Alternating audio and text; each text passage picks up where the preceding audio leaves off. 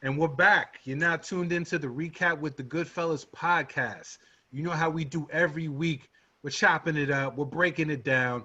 Everything that went down during the week. And as usual, there's a lot going on. The GoodFellaz in the building. It's your boy Tommy Guns, alongside my man Shy Montana. What up? What up? We got Heritage Hip Hop's own Karev Ya in the building. What's going on, y'all? Salute to everybody watching. And special guest Teresa in the building. What's up, y'all? Thanks for having me. So have we decided on an official podcast name for you yet? Because you gotta like be called by the name. So you know what I know I have a few things. I have a Shorty. Shorty. Hey yo, mom. I mean, I have a few names in mind. Okay. But when you say it, you gotta be like, "Hey yo, Shorty." It depends on which final route I'm going to, but I really want to talk to women, because I think when we talk to women and we help women, we help the family and we help the world. So that's my approach. And because of the topics we're going to be talking about, I think that I want to call it "I Am Every Woman." So that's like, that's the idea. Like every woman is me. I am every woman, and so I'm going in that sense. I don't know yet though. But well, we're not calling you Whitney Houston. That's not happening. So nope. I like her spirit though. I do like her spirit, but yeah, we'll figure something out. You know what I mean? In the meantime, shout out to everybody drugs tuned too. in right now. We appreciate you tuned in to the podcast. However you're able to watch, whether it's YouTube, Facebook, Instagram, other social media networks, we appreciate y'all. So we talked football earlier. Let's switch to something more serious. And this in some ways is deadly serious. We got to talk coronavirus real quick. I hate to talk about it. It seems like all we've been talking about this year is COVID, but yo, like some people, I don't know, second, third wave, shit's getting crazy out here. The election politicizing the whole thing.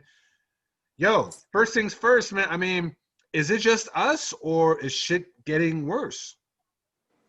Definitely getting worse from my perspective.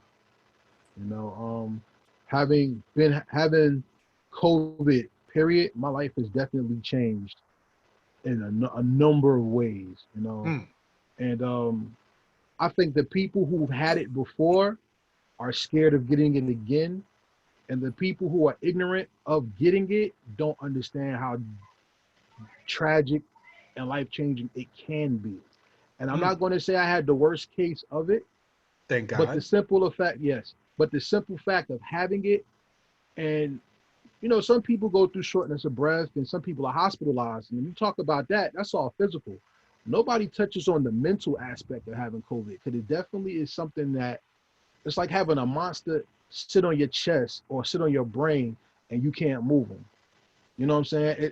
It's one of the hardest things I've ever had to mentally go through.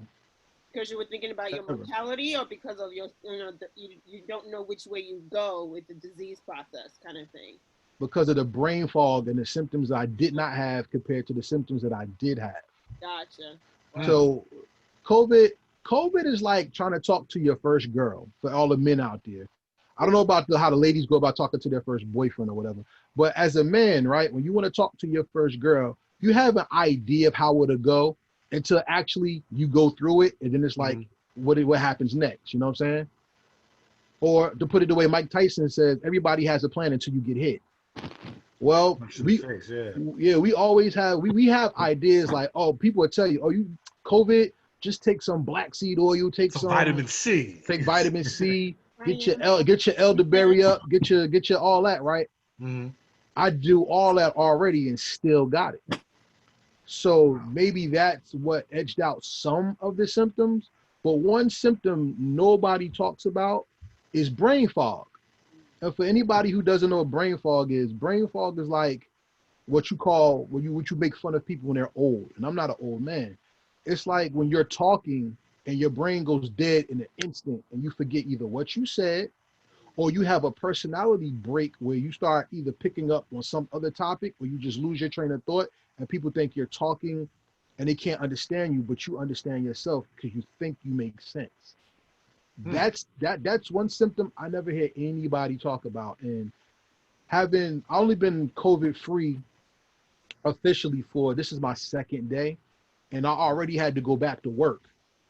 And then going back to work, I'm going to tell you, brain fog is not easy to get over, because it can make you see things that's not there, or it can make you feel like you're dizzy and you're not even moving, because your brain's function is doing something other than thinking. Wow. You know, like I was sitting in a chair and dropped my iPad and didn't even know I was out. And the kid was looking at me like I was crazy. And somebody came in and checked on me from the outside of the room. And I had to catch myself like, oh yeah, I was just sitting in the chair. And I looked down, I'm like, oh, I dropped that. Like it just, wow. it's not something people talk about. And I'm saying, like, God bless everybody who unfortunately has passed away from it, and people who are counted out who may or may not have had it. But experience is the best teacher. And for anybody out there, if you're mad at wearing a mask, don't get mad when you die, because you chose it. Because this is something that we should take very serious. Yeah. Let me ask you one quick question. When did you first realize that you might have it? Because, you know, flu season's almost here, allergies, we got colds in the mix. When did you think like, yo, like I might really be sick for real, for real? Never. That's the scary part. So I don't want to tell you where I work or whatever. I'll just say this. I work with children. Okay. Okay. And the prevailing thought is children can't pass it to you. Right. So I work with children, and those are the people I'm around more than anything else. And I got a call from one of the supervisors that the mother of one of the children said that their child wasn't coming back in because their child may have been around somebody who has been affected. So I'm like, well, I need to go get tested then, because there's nothing going on with me, you know? And you know how they say, like, trust your spirit because your spirit will talk to you? Mm-hmm. My spirit was telling me, you got it. Really? And I'm like, yeah, because I was like, man, I ain't got it. I ain't sick. I ain't nothing. But something in the back of my mind, or in my spirit, I should say, was just like, you got it. And when I got the call from the medical place that said I had it, that's when I knew I had it, you know? And as my time in quarantine progressed, that's when the symptoms hit me, because I didn't get it at first. It gradually built up. So you know how some people get sick and then they get checked out? I got checked out not feeling anything and had it. Wow. That's crazy, man. Hopefully everybody tuned in right now. Yeah, hopefully everybody tuned in right now is paying attention, because this is real. Yeah. And, you know, first of all, we appreciate you, like, just breaking it down on some real shit. Facts. You know what I mean? So luckily, we have a doctor in the building. You know, technically. Yo, Reese, what's going on? Although that might not be your area of expertise, how we want, you know, how is stuff where you work at? What is some stuff? Because there's a lot of deniers out there. A lot of people like, oh, 96.5% of the people will be okay. What are those deniers? What are they getting wrong about this whole coronavirus thing? And how does it affect you personally, just where you work? Yeah. What are they getting wrong? I'm not really sure. I think what they are getting wrong is one of the example is Karev's like symptoms. He had he was positive for it, but then he didn't really have symptoms for, you said like weeks, like while you were in quarantine, right? No, my symptoms came in around my third or fourth day in quarantine. Okay, but it seemed like it just lingered. It wasn't like you were sick immediately. No. Okay. So what people don't understand is the discrepancy in the onset of symptoms and the people that make it and don't make it.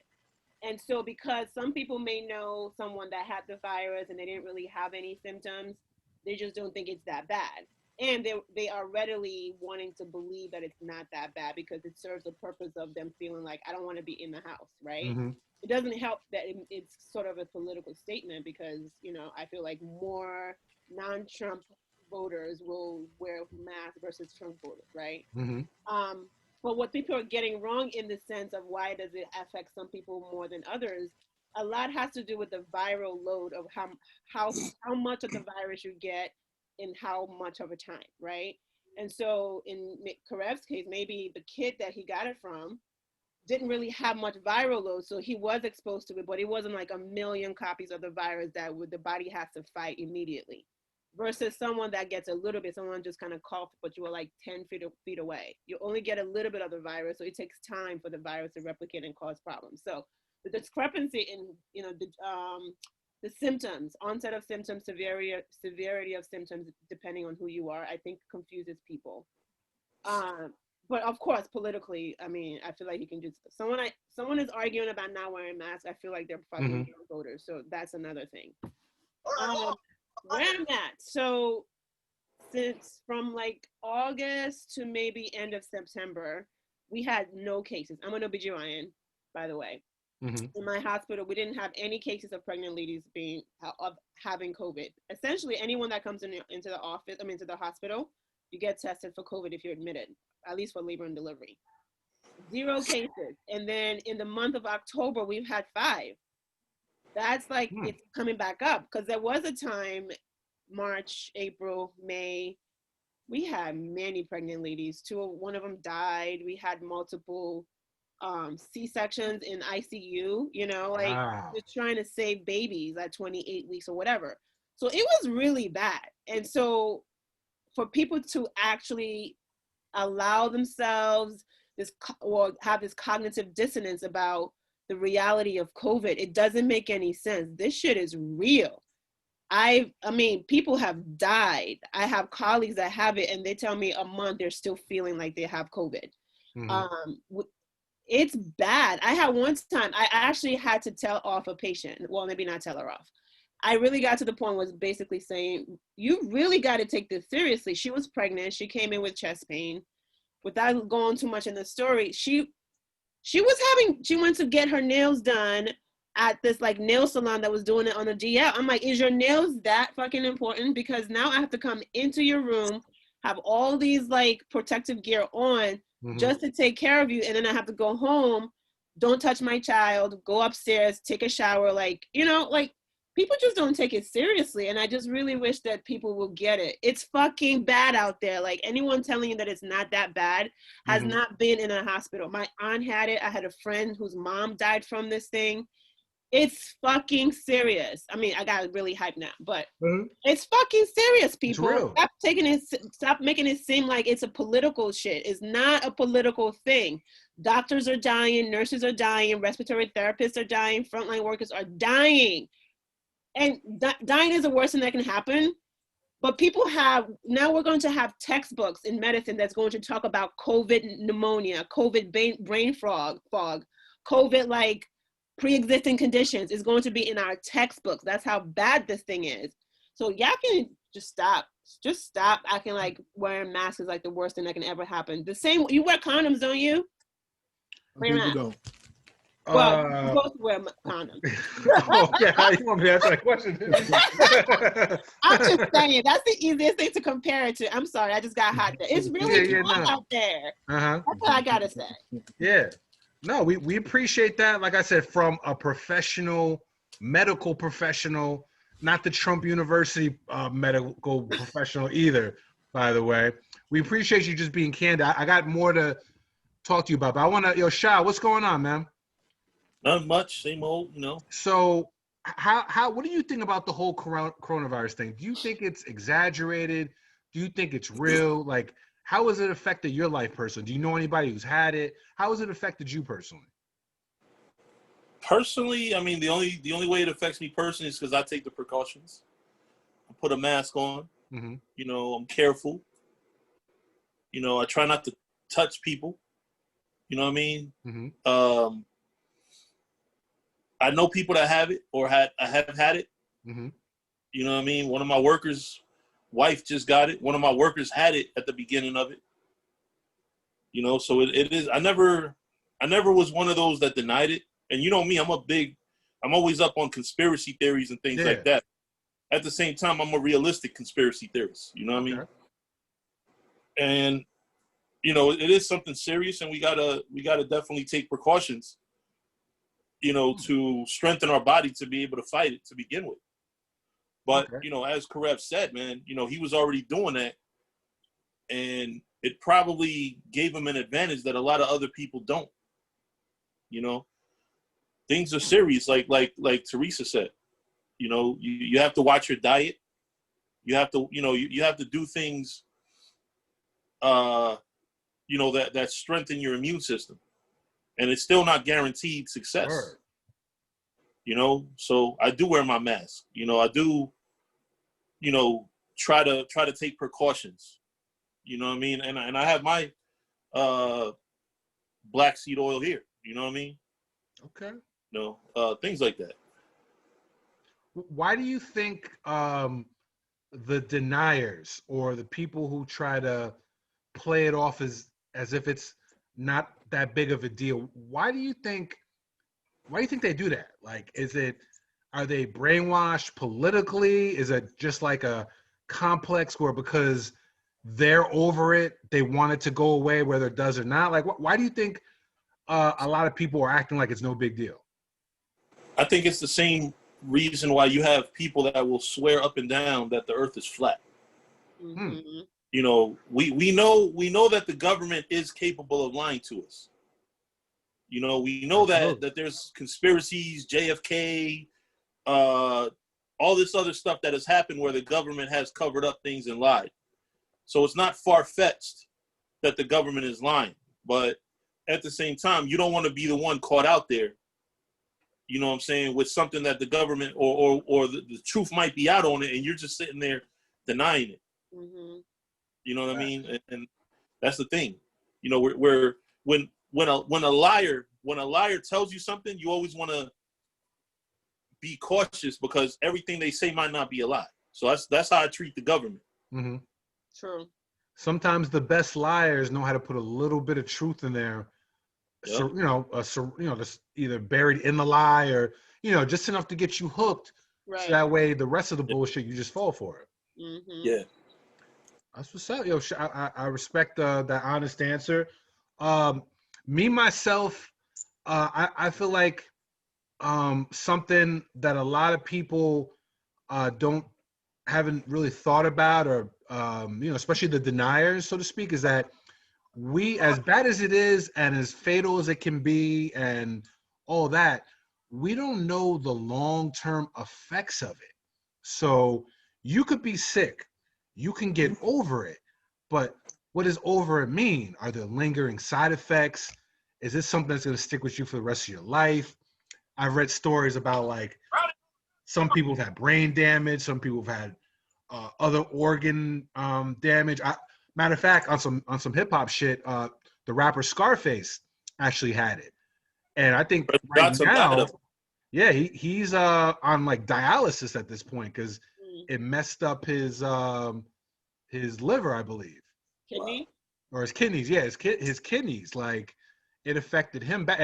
And from what I read, it's not like it's only your lungs. So for some people, it might mess up your lungs. For some people, it might affect your brain, as Karev was talking with the brain fog, kidneys, blood clots, strokes can happen for what I heard. Like, we don't even know the long-term effects.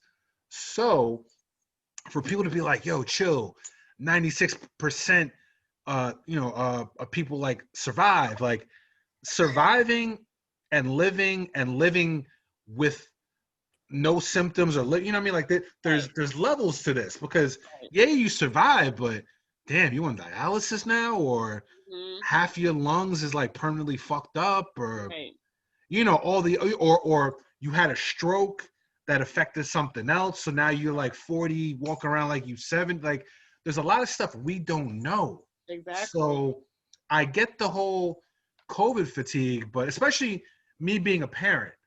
And first of all, I've never been one to be, when I heard that, oh, kids aren't really affected, whatever, like, hell no. Like, I'm not taking no chances. Right. Like, since this all went down, I haven't been out to eat at a restaurant. I really, sad to say, I don't hang out. I don't get to hang out with y'all as much as I want to. Like, literally, my birthday party was probably one of the only times I've really got a chance to hang out with just a bunch of my peoples. Like, Right. you know what I'm saying? Like, like I make sure everywhere I go, masked up all day. I mean, I got my hazmat suit in the basement just in case. You know what I mean? I'm playing around. Like, I just can't afford as a father and as a, like I said, I thought this is still survival of the fittest. So like, I don't want to get it for, I have a mother, I have parents who are, up there in age, you know what I'm saying? Like, I have a coworker who died from it. So, 90, you know what I'm saying? Like, it's real. And I don't want to get it. Right. You know what I'm saying? And then it's like, nah, man. I mean, I'm going to do everything in my human power to avoid getting it. And if it means not really hanging out like I used to hang out for a year, I'll take that L. Because you know what? Like, when the shit finally blows over, if, assuming it blows over, like, I can live life back the way, back to normal, as in, like, both my eyes work and I'm not on dialysis and I can breathe. Like, you know what I'm saying? Like, I feel like us as adults, you know what I mean? Like, like we gotta man up or woman up and be like, you know what? Is this convenient to my social life or whatever? Yeah.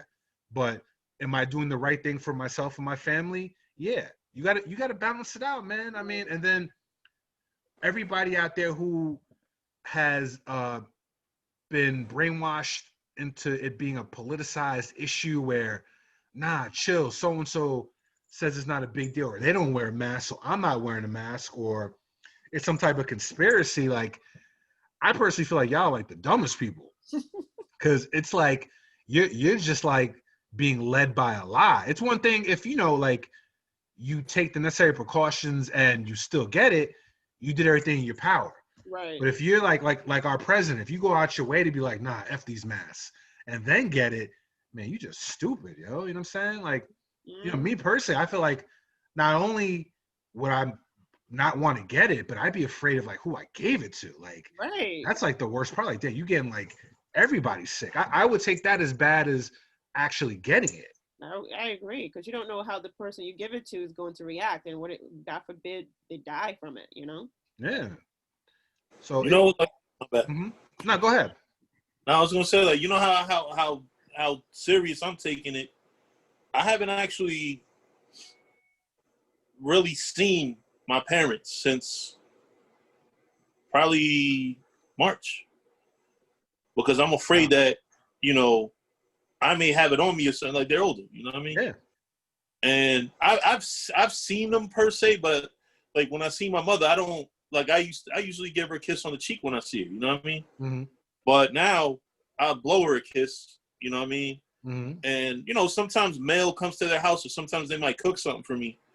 I just have her drop it. Like, I just roll down my window and she just drops it in the passenger. Yeah. You know what I mean? Nah, that's real talk, yo. And like, we got to be real. I mean, I treat, like I said, if I don't know you, and funny story, like at the birthday party, we was all hanging out, we had a little smoking section and all that.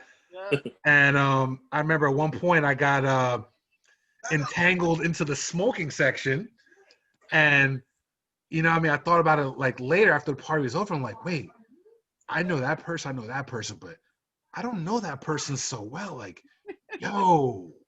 And the first couple of days, I was on some paranoid shit. I'm like, yo, if I get one phone call saying I'm not feeling well, I'm gonna lose it. Like, you know what I'm saying? Like, luckily nothing happened, but shit is real, man. Like, you know what I mean? Correct. I want to ask you one question. Now that you're I guess, post COVID or negative or whatever, like, how mentally, like how do you feel now? Like, are you just like worried? Like, you know what I mean? Like, like, is it something that weighs on your mind? Like, are you like how's the whole post COVID I guess thought, how are you feeling like now? Like, I'm nervous as hell. But just because you get it once, don't mean you can't get it again. I don't know why this idiot in office has this saying. It has people thinking, I got it, now I feel like Superman. That's an alternative facts, ladies and gentlemen. Yeah. Because after you get it, your body still has to go through changes to either reach strength or to live with something that altered your body chemistry. Yeah. Look, let me go to something that you asked earlier about why people are not taking it serious, because it turned into a race and economic issue. Mm-hmm. In the city, our air quality sucks. We have more buses, we have more cars, we have less trees, we have less grass. Right. In the suburbs, you have more things that give oxygen. Plus, people in the city are people doing service jobs. So a lot of people don't recognize COVID because that's a poor man's disease. And anyone of brown skin, whether you're Hispanic or so-called black, which I don't like using, call it, they said this is our disease. So that's why a lot of them, others, whatever, they don't want to deal with it. The lingering effect is part of that, knowing that people look down on you and think you already got it. Because I remember going to a store and sneezing, and everybody looked at me like I was an alien. And I was like, that's right. We all got it. I sneeze. Fuck it. Everybody get ready for some aspirin. I told everybody, like, don't play with me. You know what I'm saying?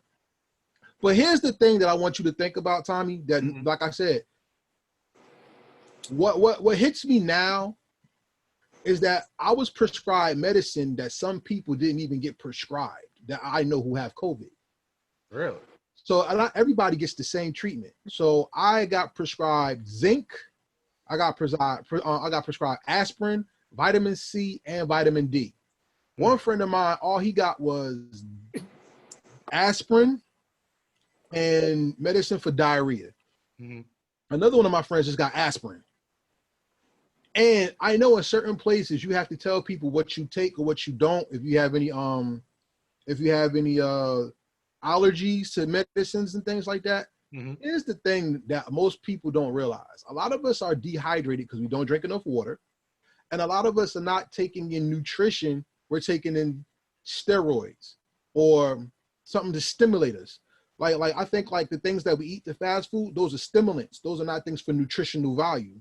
So you're tired, I eat a burger, okay, I'm good for like an hour or two, and then I want to eat again because you didn't really get any nutrition. In the inner city, our nutritional value is horrible. Me personally, I don't eat a lot of fast food. I barely eat Chinese food, and I don't like to eat a lot of things. I'm very picky what I put in my body because I believe if you have a car, you either go to the cheap gas or you get good gas. You're gonna put good gas in your car, right? I actually go for the cheap gas personally. But anyway, if you like video games, right? You want to put the best game in your system to get the best out of it. Or if you play basketball, you want the best sneakers for the best comfort so you can play a good game. True. If I live in my body, I want to put the best things in my body so that my body can give me the best strength and best outcome of whatever it is that I'm doing. Like I said, a lot of the stuff I've done already, taking moringa, maca, and all this other stuff. I take all that already, and to still get it just shows me that not only is this something that goes far beyond your nutrition, it's something that deals with how you look at society as a whole, especially if you think it's a poor person's disease. Now, we talk about, we've heard the pandemic, which I think is possible and plausible, because of things that we've heard about the population of the world. That's what all the movies have been about for the past 3 years. And look, you know what I'm saying? I think it's plausible, but at the end of the day, you can't discount somebody's story. And I really want to tell mine one day, and I'm going to tell you this. Think about the people who were in the hospitals who could not contact their family because they couldn't talk, and they had no one, and they could not contact them at all. No contact. They were in a bubble. Think of this. I was quarantined in a house with people who couldn't go away, and I couldn't even interact with my family. And me, I love my grandson. Like that's my joy. You know what I'm saying? And to have a 3-year-old knock on your door and tell you how much he loves you and he can't crying. Yeah. That's one of the hardest mental anguishes you could ever go through. Then think about this. Yeah, I do. Then think about this, y'all. I want you to think about this part too. A lot of us take life for granted. And Sha, I give you mad credit because you still see your parents when you can, but you know your distance. My father is in his 80s. Just living uncles in his 70s or 80s. I couldn't go see them because of the fear of getting them sick. Yeah. But they go through their own things to the point where when you don't see them or can't barely talk to them on the phone or whatever, or your conversation's not good, they think that you neglected them, and you got to deal with that mental anguish of leaving them alone. Absolutely. There's a very big PTSD that's going to come out of this whole thing. Yeah. Absolutely. That Yo, people- Karev, I don't mean to cut you off real quick. We're gonna have to get ready to pay these bills in a minute. Teresa, I just wanted to holler at you real quick. Working in the medical field, how on the one hand, you're around it all the time. So how do you feel like being at work and coming home, to the family? Like, is there a certain fear you feel, or like what are the emotions, especially as the cases get worse? Like, what are some of the emotions that you go through being on the front lines? Yeah. As far as me, I feel like I take the necessary precautions. And so when I come home, at least in the beginning, when I came home, I would distance myself because we didn't know a lot about these things. So I distanced myself from my family. Like, again, it was a routine: come home, take a shower, and make sure I take all my clothes off. Or I at the door kind of situation. I'm a little bit more of like an easygoing person when it comes to. I'm not anxious about it. I'm not like, oh, you can't like come hang out with me in my backyard kind of person. I'm not that much of a like it's like, but I do only like maybe 2 or 3 people would rotate coming to my house when it got better. Yeah. So in that sense, I don't think that I'm anxious about it. I am anxious about the fact that it's going back up again, because we never really went down to the low number we were supposed to go to before the second wave came on. So now it's like a third wave, but really it's a continuation. It just worse. We just skipped the whole wave and got right back to it. Whole like decline, we never really went down, and that's I can see it. It was like when it went down, it was before Labor Day, no, Memorial Day, isn't? Yeah, Memorial Day. And then like that's when it came back up, and then it came down, and then the holiday again it's coming back up. Now it's fall. I mean, it's flu season. So I'm nervous that the numbers are going to get worse. We are doing better in how we treat patients. So the number that's 228,000 people died. If it was like, it would have been a lot more if we haven't gotten better at treating. Yeah. And so less people are dying. People are still dying, but not as fast of a rate it was when we didn't know anything about it. Yeah. And so I think that that's another thing that's giving people too much, reassurance unsafe reassurances that they will be okay, right? Because more people are not dying as they were before, but it's still bad. It's still bad. I'm still nervous that nothing is changing, and already we're having people positive for the flu virus now. So now it's going to be like a lot more strain on the healthcare system, because not only are we, every time you come to the hospital with a cold or cough or fever, it's like we're pick your testing poison. for everything now, versus like before it was just test for COVID. Now is we test for a flu, everything that will be like that will cause a respiratory issue. So I'm nervous about that. Yeah. Well, we appreciate all you guys honest, real thoughts. Like, this is real talk. This is not one of the episodes where we're talking about liquor and sports. Like, this is like a real conversation. We want to hear from y'all. Leave us comments, whether you're watching on YouTube, Facebook, Instagram, however you're watching this. Like I said, man, hopefully get some information out of this, because you've had some firsthand perspective from many levels. So like I said, it's time to pay those bills. Heritage Hip Hop is in the building. AEP Presents in the building. We got a lot more to talk about. Matter of fact, we're coming back. It's prediction time. Presidential election predictions from the GoodFellaz. We'll be back in a few minutes, y'all. Peace.